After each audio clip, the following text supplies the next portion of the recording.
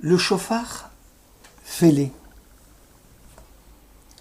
Au jour de votre allégresse, dans vos solennités et vos néoménies, vous sonnerez des trompettes pour accompagner vos holocaustes et vos sacrifices rémunérateurs. Elles vous serviront de mémorial devant votre Dieu. Je suis l'Éternel, votre Dieu.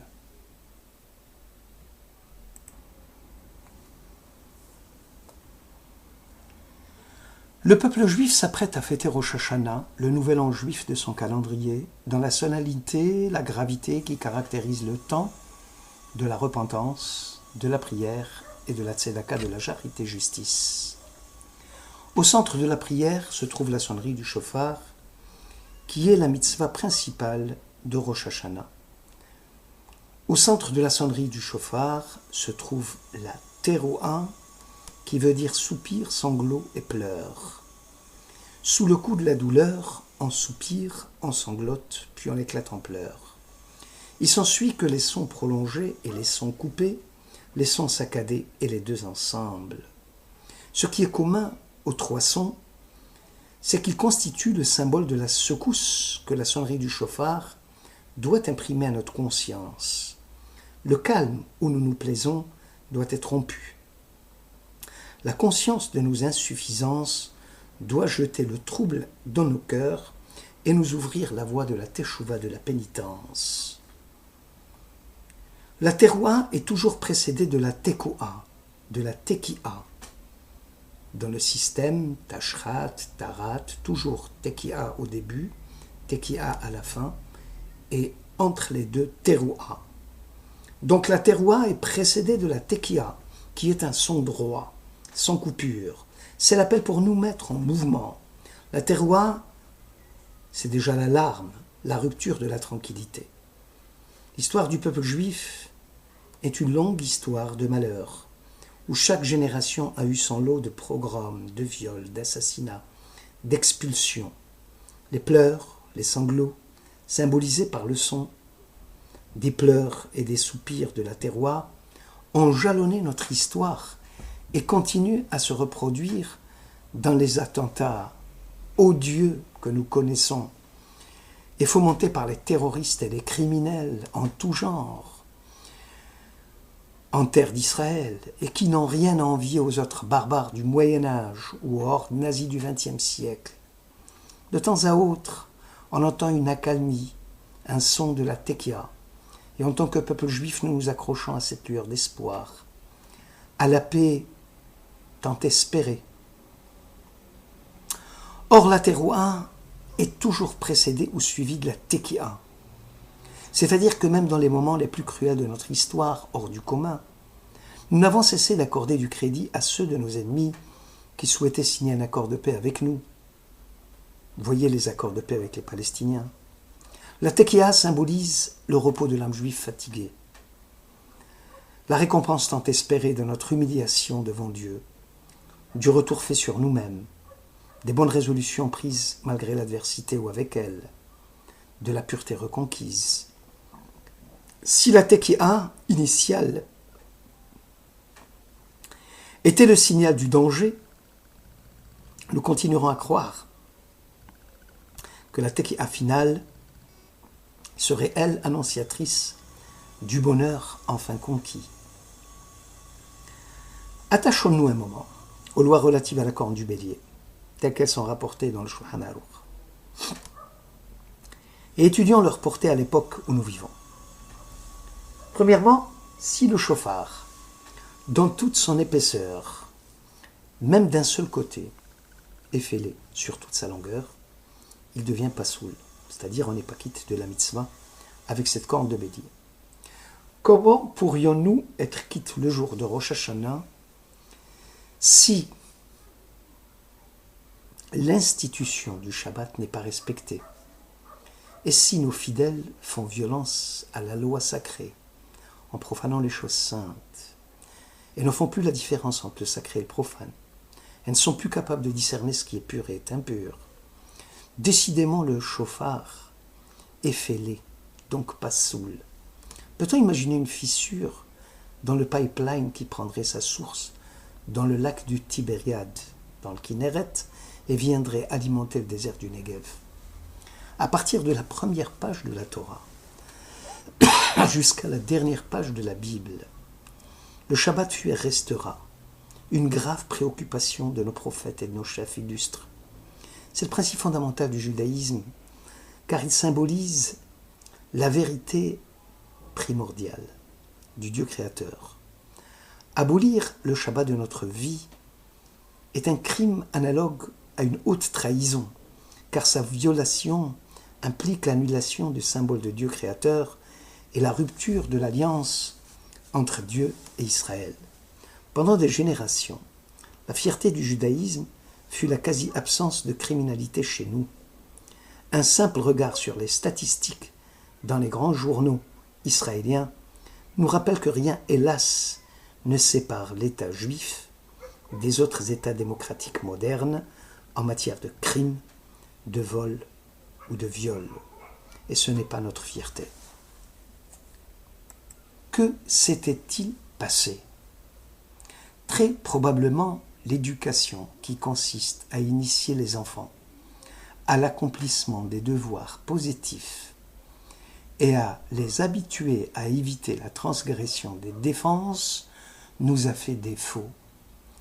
Les parents n'avaient plus soin à habituer les enfants aux règles de morale, de bienséance, à dire la vérité, à respecter les personnes âgées, à être bons, justes et charitables. Nous sommes responsables de notre silence face à la transgression de la loi par nos enfants et par le viol des devoirs religieux par nous-mêmes, à commencer par la consommation des aliments impurs et sans rien faire pour empêcher cette infraction. Décidément, le chauffard est fêlé, donc pas soul. Dans la vie communautaire et sociale, le tissu de notre communauté se fragilise de jour en jour suite aux querelles intestines et à nos divisions internes.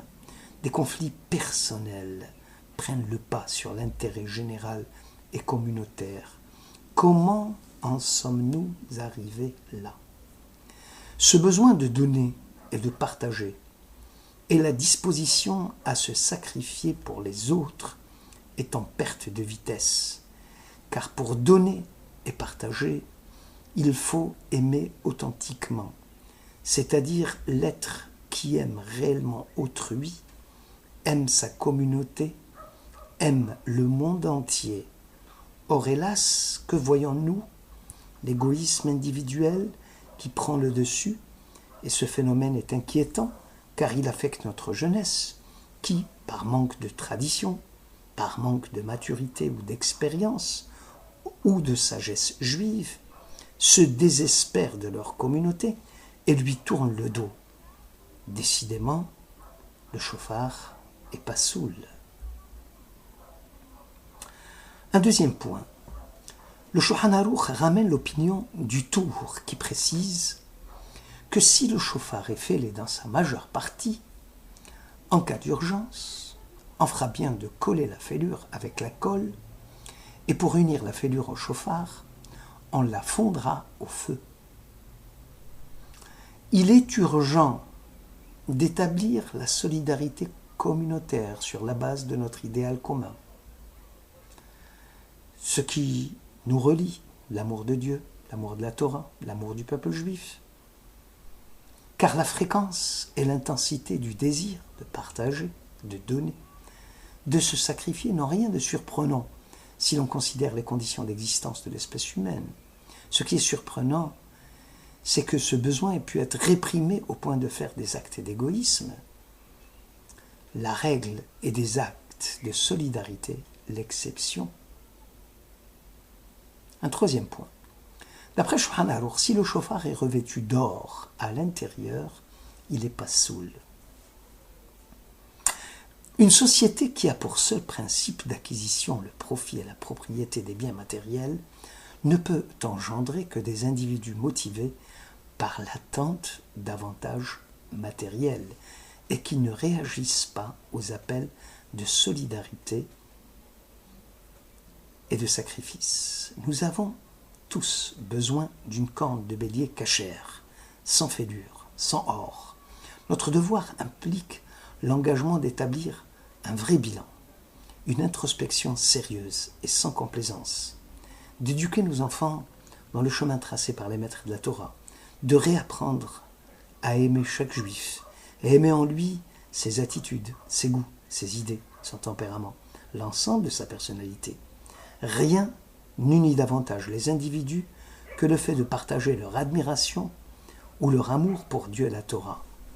Cette expérience du partage établit et maintient des relations interpersonnelles vraies et crée la forme la plus profonde du bonheur humain, la joie partagée.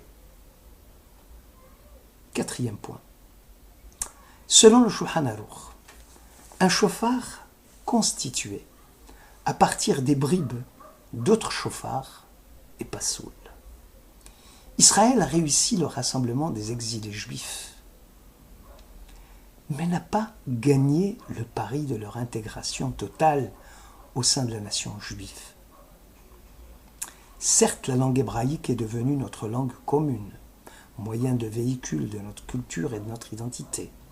Seulement voilà, on doit développer notre capacité d'aimer l'autre et nous débarrasser de notre narcissisme.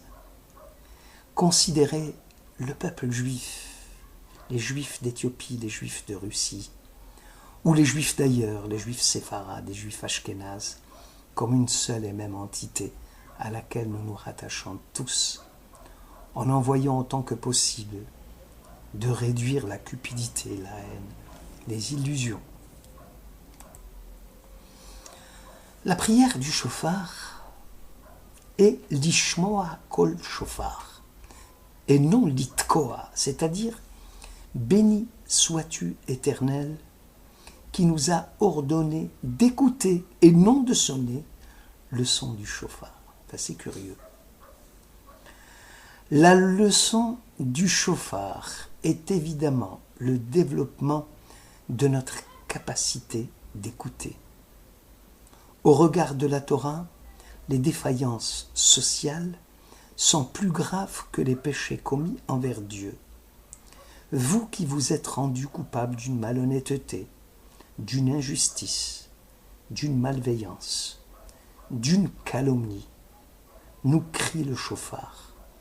Domptez votre orgueil, reconnaissez votre faute, demandez pardon à celui que vous avez offensé, réparez si possible le mal que vous avez fait.